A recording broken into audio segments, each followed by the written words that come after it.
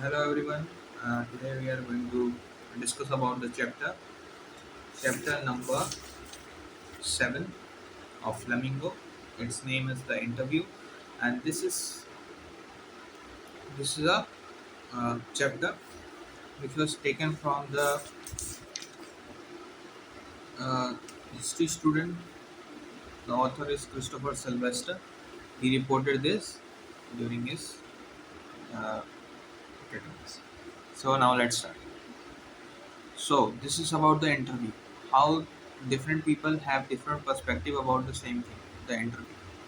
So most of the people consider interview as the biggest source of truth and the biggest source of evidence that anyone could have. Since its invention in 130 years ago, like interview was invented 130 years ago, it has been a very popular.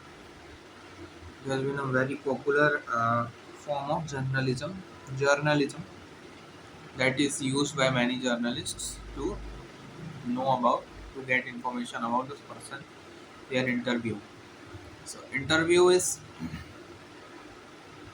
one of the strongest form of source of truth that we can get. But many people consider it as it is a consider themselves victim of the interview. Just like V.S. Naipaul. V.S. Naipaul just states that he thinks every interview takes something from you. Like it takes something from what you originally are. This was his point of view. Just like that, Rudyard Kipling's, who think that interview is immoral, and it's this immoral act should have a considerable punishment. But he himself, after some years, started interviewing. Just like that, Wells. H.G. Wells also condemned the interview, but after few years, he also interviewed Joseph Stalin. Like that, just like that, Saul Bellow.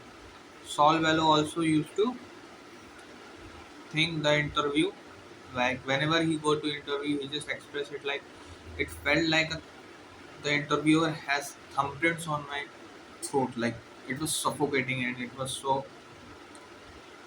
painful or so tough for him.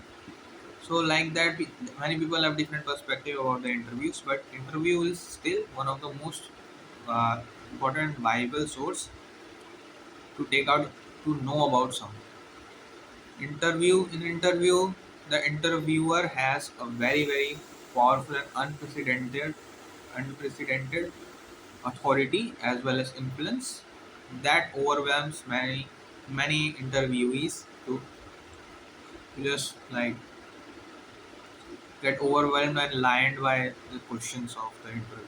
So that's why some people feel like they are fallen victims to it. Just like that, Lewis Carroll also had, who was a writer of Alice in the Wonderland, was also very fearful and had an horror of interviewer, and he never consented to give an interview. So this was the part one of this story. Now the part two is interview with Umberto Eco. So a reporter from the Hindu start like start the interview to Umberto Eco. Umberto Eco was an Italian professor. He was an Italian professor. He used to teach in Italy, but he was very renowned for his as a scholar for his achievements on the study of semiotics, that is the study of sign language, and also his very interesting interpretations, literary interpretations, his poetry, his novels, his fictional stories, his non-fictional literary art styles, and as well as newspaper articles, essays, childhood books. So these were all wide range of things that he had achieved in his life, as well as the name of the rose, which was one of the most famous, which was his one of the most famous novel, was also uh, written by him, and it sold over 10 million copies worldwide. So that was really fascinating achievement for Umberto Eco. Now, our interviewer asked Umberto Eco that how can one person be doing so many things in this life? Just explain. So Umberto Eco replies it with like, I may have put an impression that I have done several things, several different things, but if we see then that I am doing the same thing. Like my philosophical interests like non-violence and peace, harmony. These are seen in all of my art, all of my literary works, as well as novels. Like in the childhood novels, there also I have mentioned about the non-violence and peace. So I almost do the same thing. Then after that, the interviewer asks him about how can he like manage the university as well as academics, his teaching profession as well as his side writing jobs. So he replied that he is very conscious about his time and he works in interstices. He had given an example of the universe. He had said if universe wouldn't have any space, it was spaceless, then it would fit in my fist. Like it would be this small. Every the space inside an atom, if every space is removed from here, then it would be fit in equal to my thumb.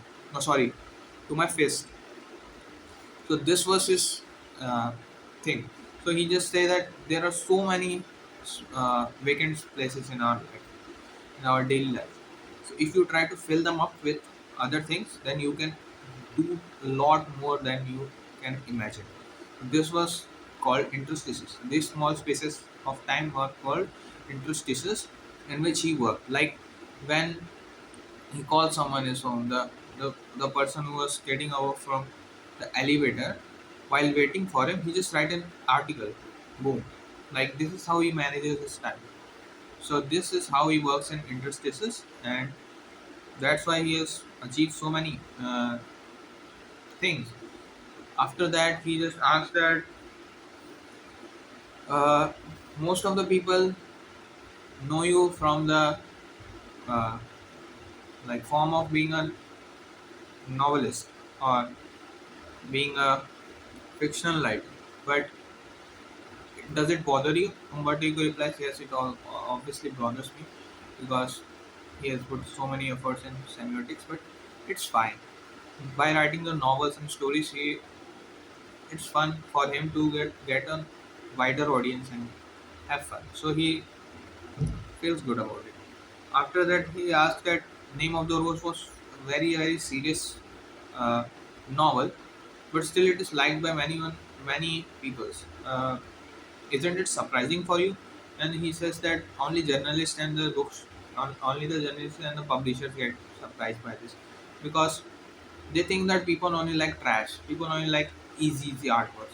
But some people also love to have a difficult reading experience, like in his book. So this is what make his writing very popular amongst the people like that. So he just say that first the medieval the theme of the Name of the Rose was it was based on the medieval like time zone, and that kind of story that was not very famous amongst the US. So he thought that less than 3,000 or 4,000 copies would be sold. So but more than 1 or 2 million copies were sold in the US when he was older. So that is what made him surprised. Like there were many artworks of the medieval era or the medieval times that he had written the genre.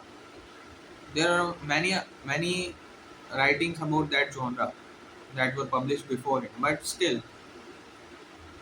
he got lucky, like or something, that only his artwork got published and only his artwork got so much fame and power. So that's what makes him a little bit confused or like shocked. So this is this was the And this was a thing. This was a chapter. So in this chapter there is an interview and the perspective of different types of different celebrities about the interview. So this is it. Thank you for listening. Bye bye. See you in the next chapter. Bye bye. Peace out.